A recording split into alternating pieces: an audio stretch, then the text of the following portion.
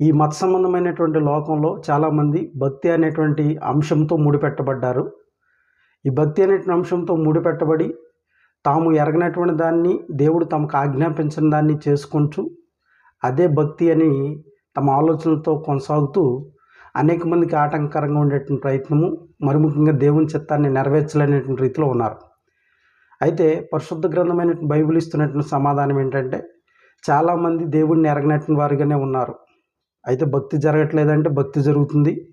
అయినప్పుడు కూడా దేవుడు అంటే ఏంటో చాలామందికి తెలియదు. దాని గురించి బైబిల్ చెప్తున్నటువంటిది ఏంటంటే, మొదటి తెగ దేవుణ్ణి ఎరిగి ఆయనను దేవునిగా మహింపరచలేదు, ఆయనకు కృతజ్ఞతాస్తులు చెల్లించలేదు, తమ వాదములు యందు వ్యర్థులయ్యారు అనేటువంటి ఒక తెగను గురించి మాట్లాడుతుంది.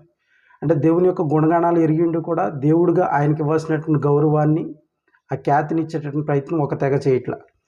రెండవది, దేవుని జ్ఞానానుసారంగా లోకము